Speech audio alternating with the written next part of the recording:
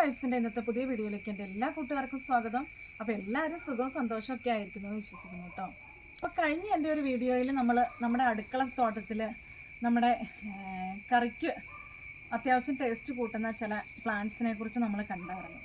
ഇന്നത്തെ എൻ്റെ വീഡിയോയിൽ ഇൻക്ലൂഡ് ചെയ്യണം നമ്മുടെ അടുക്കളത്തോട്ടത്തിലുള്ള നമ്മുടെ ചെറിയ ഔഷധ ചെടികളെ കുറിച്ചാട്ടോ. അപ്പോൾ നമുക്ക് താമസിക്കാതെ തന്നെ വീഡിയോയിലേക്ക് പോകാം. അപ്പോൾ ദേ ആദ്യമേ തന്നെ ഇത് നോക്കിക്കേ, ഇതാണ്ടോ, ഇതാണ് നമ്മുടെ നമ്പ്യാർ വട്ടം. ഇതിൽ പൂവൊന്നുമില്ല കേട്ടോ ഇപ്പം, കണ്ടോ, ഇതാണ് നമ്പ്യാർ വട്ടം എന്ന് പറയുന്നത്. ഇത് കുറേ കൊല്ലങ്ങളായതാട്ടോ. ഇതൊരു 10-15 വർഷത്തിന് മേളിലായ സാധനം ഇത്. കണ്ടോ, ഇതിൽ വെളുത്ത പൂവുണ്ടാവുമേ, വെളുത്ത പൂവ്.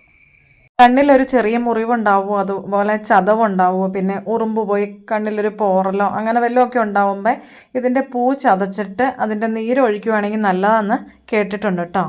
പിന്നെ ഇതിൻ്റെ വേരെന്ന് പറയണേ വിഷത്തിനൊക്കെ അങ്ങനെയുള്ള മരുന്ന് ആവശ്യങ്ങൾക്ക് ഇതിൻ്റെ വേര് നല്ലതാണ് കേട്ടോ.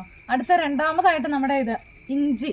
ഇത് നമ്മുടെ മുറ്റത്ത് വെക്കണ തെങ്ങിൻ്റെ ചോട്ടിലിതാ നമ്മൾ ഇടയ്ക്ക് ചാണാനും അങ്ങനെയൊക്കെ ഇടാറുണ്ട്. മണ്ണ് നന്നായിട്ട് ഇളക്കി കിടക്കണം. അപ്പോൾ കുറച്ച് ഇഞ്ചി കഷ്ണങ്ങൾ കൊണ്ടുപോയി പൂത്തി ഇട്ടതാട്ടോ. അപ്പോൾ അത് മുളച്ച് വന്നേക്കണം. നമ്മുടെ ഇഞ്ചി എന്തിനാ ഉപയോഗിക്കണമെന്ന് നമുക്ക് എല്ലാവർക്കും അറിയാം. നമ്മുടെ കറികളിൽ ഒഴിച്ചുകൂടാനാവാത്ത ഐറ്റമാണ്. ചുമയ്ക്ക് നമ്മുടെ ചുക്ക് കാപ്പി, ചുക്ക് കഷായം അങ്ങനെയുള്ള എല്ലാത്തിനും. പിന്നെ നമ്മൾ ചുക്ക് ഉണക്കി പൊടിച്ചിട്ട് കൽക്കണ്ടോ അങ്ങനെയൊക്കെ കൂട്ടി നമ്മുടെ ചുമയ്ക്ക് ശമനം വരാൻ അങ്ങനെ നമ്മൾ ഉപയോഗിക്കാറുണ്ടല്ലേ. ഇനി അടുത്തത് നമ്മുടെ തെങ്ങേ കിടക്കണതാ നോക്കിയേ, വെറ്റ. ആ കിടക്കണ വെറ്റയാട്ടോ.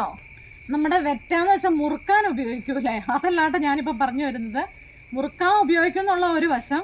പക്ഷെ നമ്മൾ അതിൻ്റെ നീര് നമ്മുടെ കഫക്കെട്ടിന് നല്ല, നമ്മുടെ കുഞ്ഞുങ്ങൾക്കൊക്കെ ഉണ്ടല്ലോ, അപ്പം അത് പിഴിഞ്ഞ് അതിൻ്റെ ഇല, ഒത്തിരി മൂത്ത ഇലയല്ല, അത്യാവശ്യം തളിരില ഇല പിഴിഞ്ഞിട്ട് ഒരു ചെറിയൊരു അംശം പിള്ളേർക്ക് ഒരു സ്പൂണിൽ ഒഴിച്ച് കൊടുക്കുകയാണെങ്കിൽ കഫക്കെട്ടിനും തൊണ്ടയിലെ അസ്വസ്ഥതകൾക്കൊക്കെ നല്ലതാട്ടോ. അത് വലിയൊരു ഔഷധ ചെടി എന്ന് ഞാൻ പറയണില്ല, എന്നാലും ഞാൻ ഇവിടെ ഇരുത്തപ്പോൾ എൻ്റെ ചുറ്റുമുള്ളതൊന്ന് ഞാൻ പറഞ്ഞു എന്നുള്ളൂ. ഇത് ഞാൻ പറയാണ്ട് തന്നെ എല്ലാവർക്കും അറിയാം. ഇതെന്നാന്ന് വെച്ചാൽ നമ്മുടെ പനിക്കൂർക്കല ഉണ്ടോ. വേറെ ഒരെണ്ണമുണ്ട് കേട്ടോ, ചുമക്കൂർക്കല എന്ന് പറയണേ. പനിക്കൂർക്കലയുണ്ട്, ചുമക്കൂർക്കലയുണ്ട്. ഇതെന്തിനാന്ന് വെച്ചാൽ എല്ലാവർക്കും അറിയാലോ, നമ്മുടെ ചുമയ്ക്കും പനിക്കും പിള്ളേർക്ക് കഫക്കെട്ടിനൊക്കെ ഇത് നല്ലതാണ്. ഇതിൻ്റെ നീര് എന്നും ജസ്റ്റ് വാട്ടി പിഴിഞ്ഞ് അങ്ങ് കൊടുക്കുവാണെങ്കിൽ, പനം കൽക്കൊണ്ടോ ഇട്ട് കൊടുക്കുവാണെങ്കിൽ കുഞ്ഞു പിള്ളേർക്കൊക്കെ കഫക്കെട്ടിനൊരു ശമനം വരും. അത് മാത്രമല്ല, നമ്മൾ ഇതിൻ്റെ എന്നും കുഞ്ഞു പിള്ളേരെ കുളിപ്പിക്കുമ്പോൾ ഇതിൻ്റെ ഇല വെന്ത് ആ കുളിക്കണ വെള്ളത്തിലിട്ട് ഇതും കൊണ്ട് കുളിപ്പിക്കാറുണ്ട് അല്ലേ. കണ്ടോ, ഇത് അടുത്തൊരു എത്രാമത്തെയെന്ന് ഓർക്കണില്ല. അതാ, ഇത് നമ്മുടെ ഗരുഡക്കൊടി എന്ന് പറയണ ഒരു ഔഷധ ചെടിയാട്ടോ. നമ്മുടെ വിഷത്തിനൊക്കെ ഇതിൻ്റെ ഇല അരച്ച് കുടിക്കും.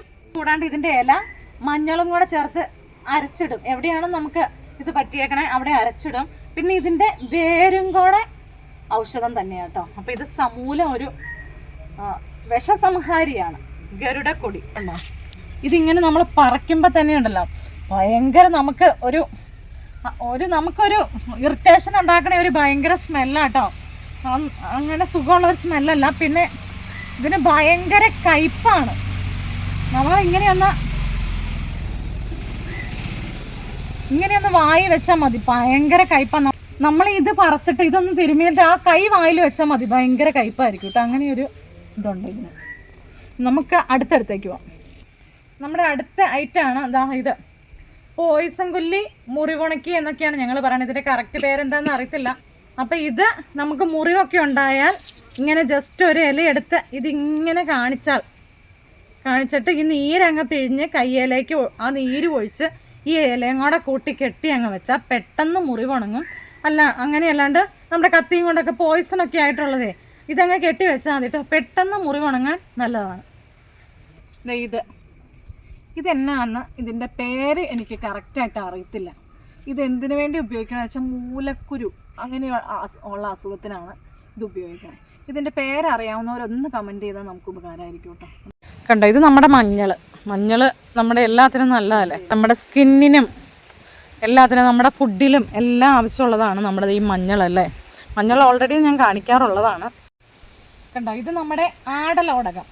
ആടലോടകം എന്തിനാന്ന് വെച്ചാൽ കഠിന ചുമയും ഈസി ആയിട്ട് മാറാൻ വേണ്ടി. ഒന്നെങ്കിൽ ഇതിൻ്റെ നീരായിട്ട് കുടിക്കാം, അല്ലെങ്കിൽ ഇതിൻ്റെ ഇല ഉണക്കി പൊടിച്ച് മുട്ടയിലിട്ട് അങ്ങനെ ഞാൻ കഴിക്കാം. താറാവ് മുട്ടയിലിട്ട് രാവിലെ കഴിച്ചാൽ ഒരു 3-4 ദിവസം ഇങ്ങനെ കഴിച്ചാൽ ഏത് മാറില്ലാത്ത ചുമയും പെട്ടെന്ന് മാറും കേട്ടോ. പക്ഷേ ഇത് കുടിക്കാൻ നമ്മുടെ ഇത്തിരി ഒരു ഗട്ട്സ് ഉള്ളവർക്കേ പറ്റുള്ളൂ. ഭയങ്കര കയ്പാണ്. പക്ഷേ ഇത് ആ മാതിരിയുള്ള ഒരു ഔഷധ സസ്യമാട്ടോ ഇത്.